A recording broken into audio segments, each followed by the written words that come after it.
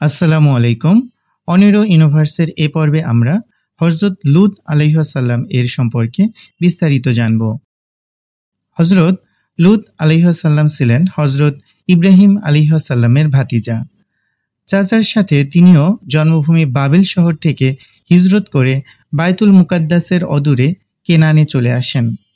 আল্লাহ লূত আলাইহিস সালামকে নবুয়ত দান করেন এবং কেনান থেকে অল্প দূরে জর্ডান ও বায়তুল মুকাদ্দাসের মধ্যবর্তী সাদুম অঞ্চলের অধিবাসীদের পথ প্রদর্শনের জন্য প্রেরণ করেন।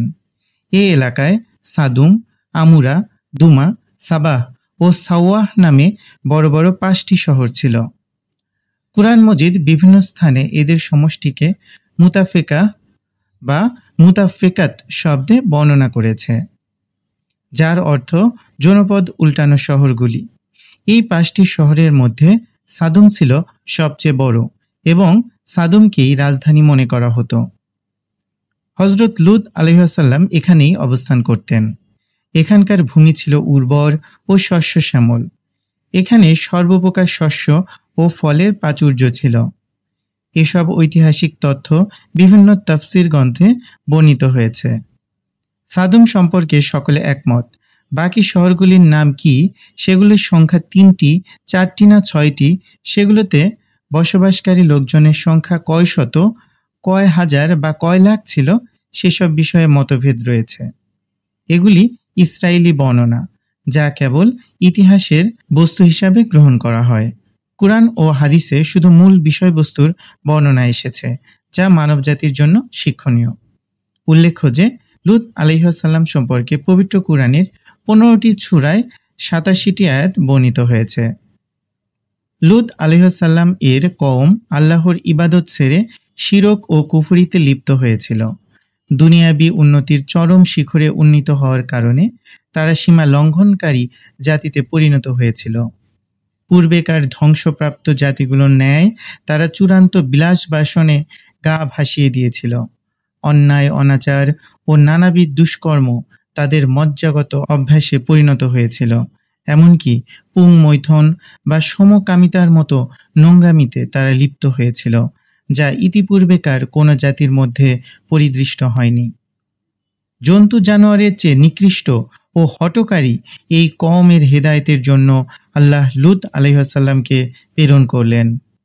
কুরআনে লূতকে তাদের ভাই বলা হলেও তিনি ছিলেন সেখানে মুহাজির।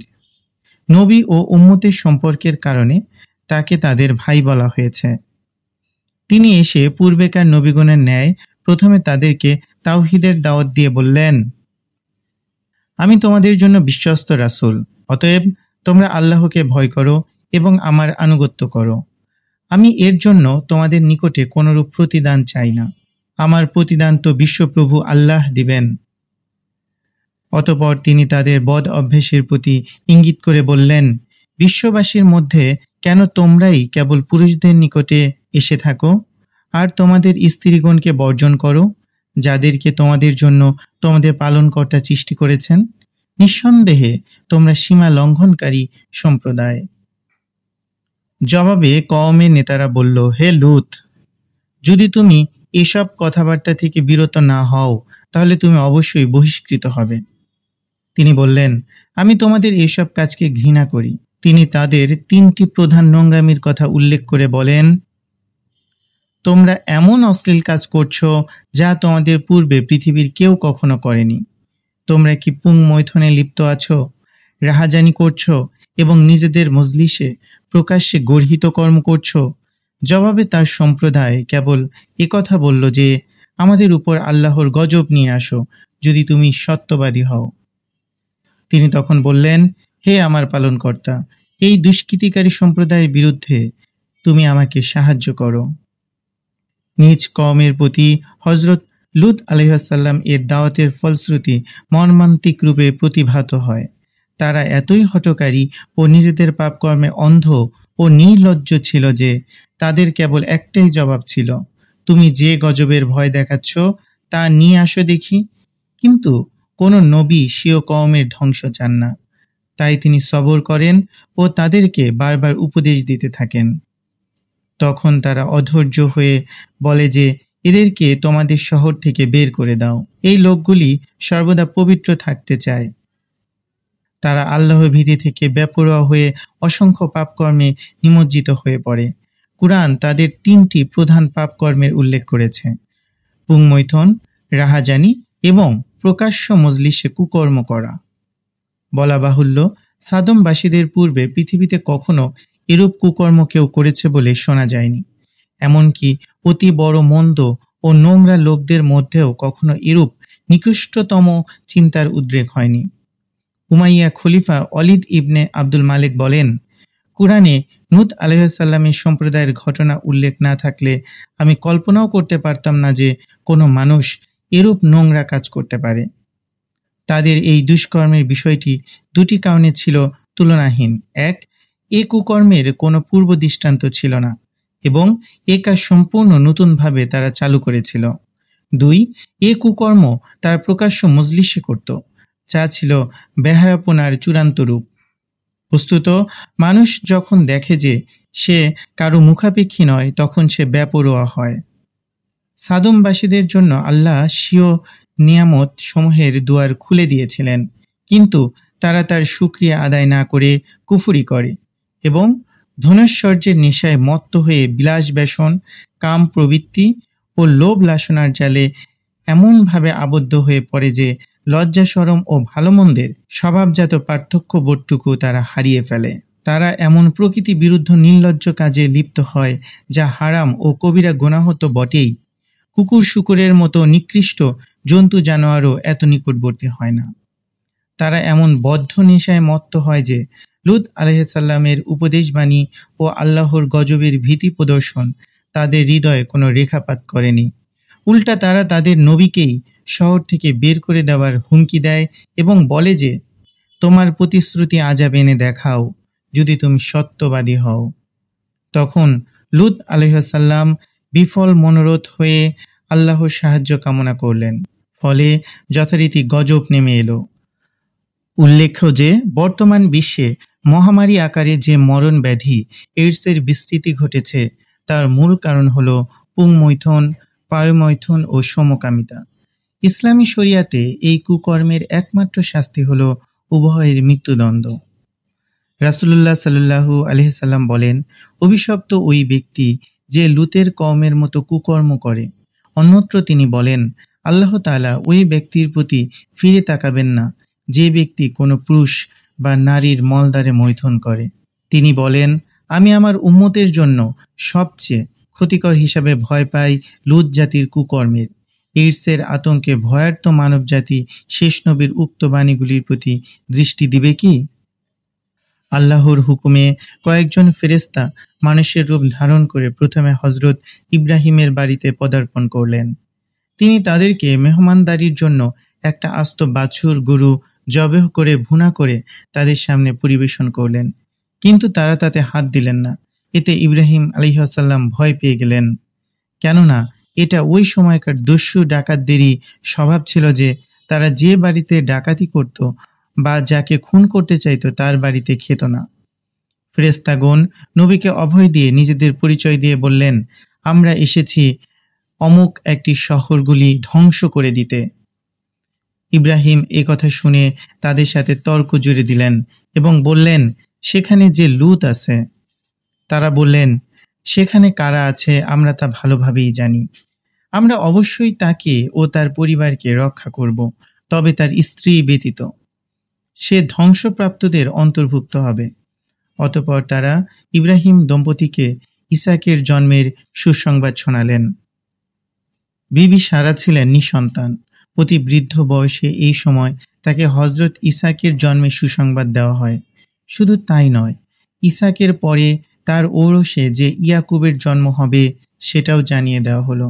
উল্লেখ্য যে ইয়াকুবের অপর নাম ছিল ইসরাইল এবং তার বংশধরগণকে বনু ইসরাইল বলা হয়, যে বংশে হাজার হাজার নবীর আগমন ঘটে।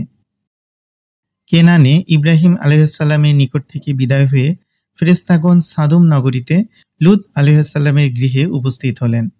এ সময় তারা অনিন্দ সুন্দর নওজোয়ান রূপে আবির্ভূত হন, কেননা আল্লাহ তাআলা যখন কোনো জাতিকে ধ্বংস করেন তখন শেষ মুহূর্ত পর্যন্ত তাদের পরীক্ষা নেন। সাদোম জাতি তাদের এই চূড়ান্ত পরীক্ষায় ব্যর্থকাম হলো। তারা যখন জানতে পারল যে লুতের বাড়িতে অতীব সুদর্শন কয়েকজন নওজোয়ান এসেছে, তখন তারা খুশিতে আত্মহারা হয়ে সেদিকে ছুটে এলো। এই দৃশ্য দেখে লুত আলাইহিসসালাম তাদেরকে অনুরোধ করে বললেন, তোমরা আল্লাহকে ভয় করো, অতিথিদের ব্যাপারে তোমরা আমাকে লজ্জিত করো না। তোমাদের মধ্যে কি একজনও ভালো মানুষ নেই? কিন্তু তারা কোনো কথাই শুনল না। তারা দরজা ভেঙে ঘরে ঢোকার উপক্রম করল। লুত আলাইহিসসালাম বললেন, হায়, আজকে আমার জন্য বড়ই সংকটময় দিন। তিনি বললেন, হায়, যদি তোমাদের বিরুদ্ধে আমার কোনো শক্তি থাকতো, অথবা আমি কোনো সুদৃঢ় আশ্রয় পেতাম। এবার ফেরেশতাগণ আত্মপরিচয় দিলেন এবং লুতকে অভয় দিয়ে বললেন, হে লুত, আমরা আপনার প্রভুর প্রেরিত ফেরেশতা। ওরা কখনোই আপনার নিকটে পৌঁছাতে পারবে না। এজন্যই আমাদের রাসূল সাল্লাল্লাহু আলাইহি ওয়াসাল্লাম বলেন, আল্লাহ রহম করুন লুতের উপরে, তিনি সুদৃঢ় আশ্রয় প্রার্থনা করেছিলেন। অতঃপর জিবরাইল তাদের দিকে পাখার ঝাপটা মারতেই তারা সব অন্ধ হয়ে ভেগে গেল। আল্লাহ বলেন, ওরা লুতের কাছে তার মেহমানদের দাবি করেছিল, তখন আমি তাদের দৃষ্টি বিলুপ্ত করে দিলাম। অতএব আস্বাদন করো আমার শাস্তি ও হুঁশিয়ারি। সূরা কামারে ৩৭ নং আয়াতে বলা হয়েছে। অতঃপর ফেরেশতাগণ হযরত লূত আলাইহিসসালামকে স্বীয় পরিবারবর্গ সহ কিছু রাত থাকতেই এলাকা ত্যাগ করতে বললেন এবং বলে দিলেন যেন কেউ পিছন ফিরে না দেখে, তবে আপনার বৃদ্ধা স্ত্রী ব্যতীত। নিশ্চয়ই তার উপর ওই গজব আপতিত হবে যা ওদের উপরে হবে। ভোর পর্যন্তই ওদের মেয়াদ, ভোর কি খুব নিকটে নয়? লূত আলাইহিসসালামের স্ত্রী ঈমান আনেননি এবং হয়তোবা স্বামীর সঙ্গে রওনাই হননি। তারা আরও বললেন, আপনি তাদের পিছে অনুসরণ করুন, আর কেউ যেন পিছন ফিরে না তাকায়। আপনারা আপনাদের নির্দেশিত স্থানে চলে যান। সূরা হিজর ৬৫ নং আয়াতে বলা হয়েছে। লূতকে হিজরতকারী দলের পিছনে থাকতে বলা হয়েছে। বস্তুত এটাই হলো নেতার কর্তব্য। অতঃপর আল্লাহর হুকুমে অতি প্রত্যুষে গজব কার্যকর হয়। লূত ও তার সঙ্গীগণ যখন নিরাপদ দূরত্বে পৌঁছেন, তখন জিবরাইল আলাইহিসসালাম আল্লাহর নির্দেশ পাওয়া মাত্র সুবহে সাদিকের সময় একটি প্রচণ্ড নিনাদের মাধ্যমে তাদের শহরগুলিকে উপরে উঠিয়ে উপড়ে ফেলে দিলেন এবং সাথে সাথে প্রবল বেগে ঘূর্ণিবায়ুর সাথে প্রস্তর বর্ষণ শুরু হয়। যেমন আল্লাহ বলেন, অবশেষে যখন আমাদের হুকুম এসে পৌঁছল, তখন আমরা উক্ত জনপদের উপরকে নিচে করে দিলাম এবং তার উপরে ক্রমাগত ধারায় মেটেল প্রস্তর বর্ষণ করলাম, যার প্রতিটি তোমার প্রভুর নিকটে চিহ্নিত ছিল।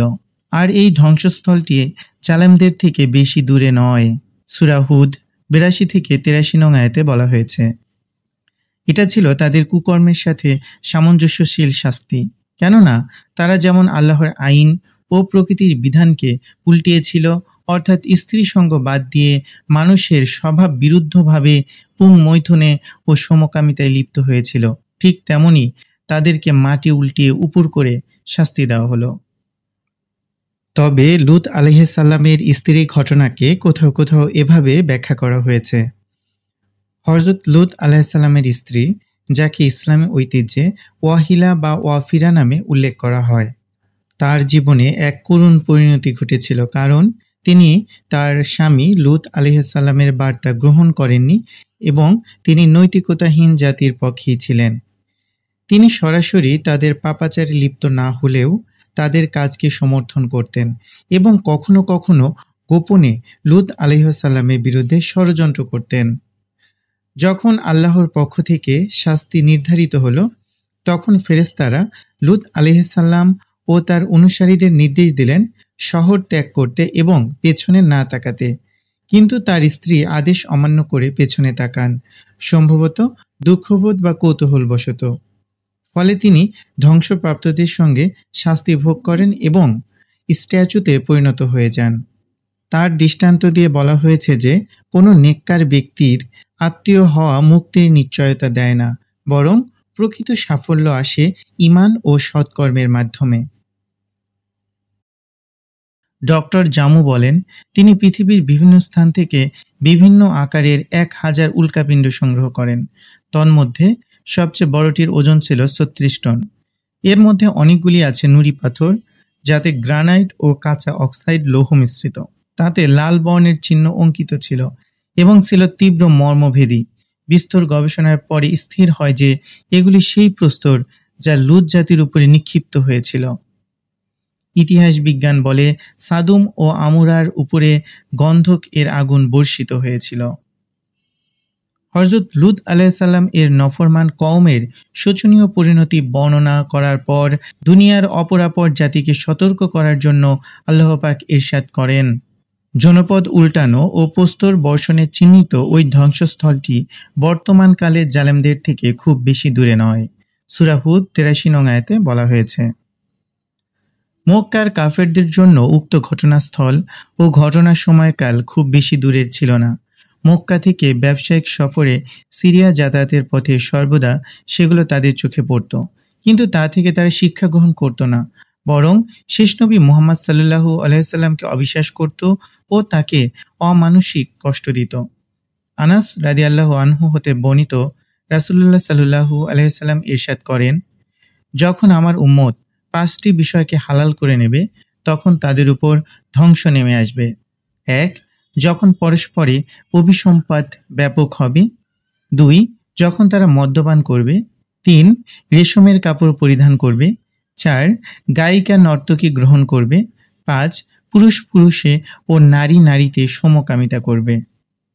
কওমে লূত এর বর্ণিত ধ্বংসস্থলটি বর্তমানে বাহরে মায়েদ বা বাহরে লূত অর্থাৎ মৃত সাগর বা লূত সাগর নামে খ্যাত, যা ফিলিস্তিন ও জর্ডান নদীর মধ্যবর্তী অঞ্চলে বিশাল অঞ্চল জুড়ে নদীর রূপ ধারণ করে আছে, যেটি সমুদ্র পৃষ্ঠ থেকে বেশ নিচু।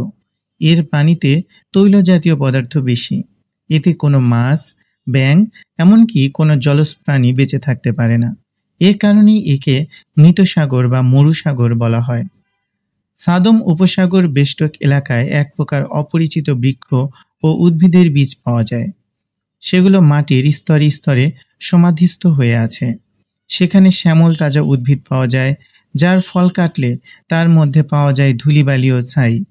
এখানকার মাটিতে প্রচুর পরিমাণে গন্ধক পাওয়া যায়। ন্যাট্রন ও পেট্রোল তো আছেই। এই গন্ধক উল্কাপতনের অকাট্য প্রমাণ। আজকাল সেখানে সহকারী প্রত্নতত্ত্ব বিভাগের পক্ষ হতে পর্যটকদের জন্য আশেপাশে কিছু হোটেল রেস্তোরাঁ গড়ে তোলা হয়েছে, কিন্তু এই ঘটনা থেকে শিক্ষা হাসিলের জন্য কুরআনী তথ্যাদি উপস্থাপন করে বিভিন্ন ভাষায় উক্ত ঘটনা লিপিবদ্ধ করে তা থেকে উপদেশ গ্রহণের জন্য পর্যটকদের দৃষ্টি আকর্ষণ করাই হতো সবচাইতে জরুরি বিষয়। আল্লাহ বলেন, নিশ্চয়ই এতে নিদর্শনসমূহ রয়েছে চিন্তাশীলদের জন্য এবং বিশ্বাসীদের জন্য। সূরা হিজর ৭৭ নং আয়াতে বলা হয়েছে। একই ঘটনা বর্ণনা শেষে অন্যত্র তিনি বলেন, জ্ঞানী সম্প্রদায়ের জন্য আমরা অত্র ঘটনার মধ্যে স্পষ্ট নিদর্শন রেখে দিয়েছি। সূরা আনকাবুত ৩৫ নং আয়াতে বলা হয়েছে। তখন উক্ত জনপদে লূতের পরিবারটি ব্যতীত মুসলমান ছিল না। আল্লাহ বলেন, আমরা সেখানে একটি বাড়ি ব্যতীত কোনো মুসলমান পাইনি। সূরা জারিয়াত ৩৬ নং আয়াতে বলা হয়েছে। কুরআনী বর্ণনা অনুযায়ী উক্ত গজব হতে মাত্র লূতের পরিবারটি নাজাত পেয়েছিল, তার স্ত্রী ব্যতীত। সূরা আরাফ ৮৩ নং আয়াতে বলা হয়েছে। তাফসীরবিদগণ বলেন, লূতের পরিবারের মধ্যে কেবল তার ২ মেয়ে মুসলমান হয়েছিল।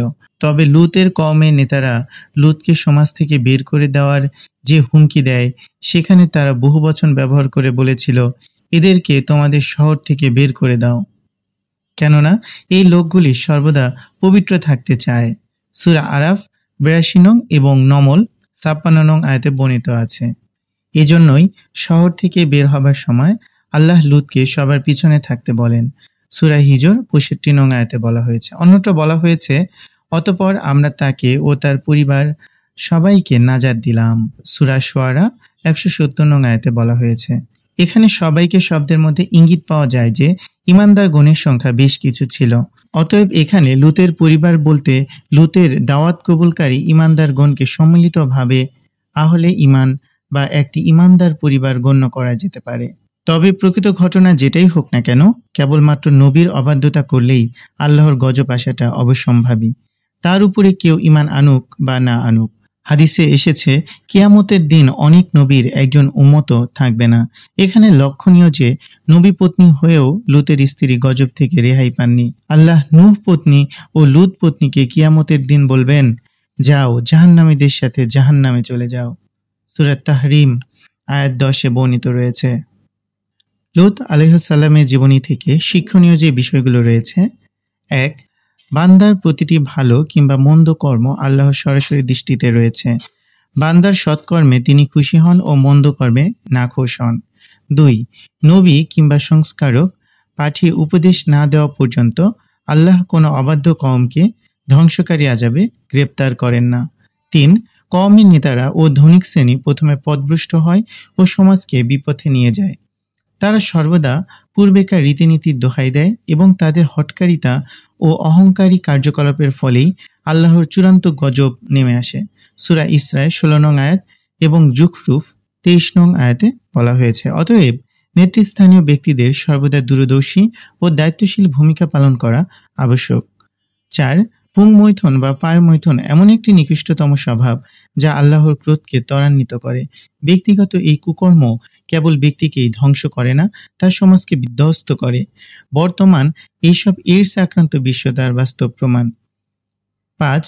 ঈমান না থাকলে কেবল বংশ বা আত্মীয়তার সম্পর্ক মানুষকে আল্লাহর গজব থেকে মুক্তি দিতে পারে না, যেমন লূত আলাইহিস সালামের স্ত্রী গজব থেকে রক্ষা পাননি।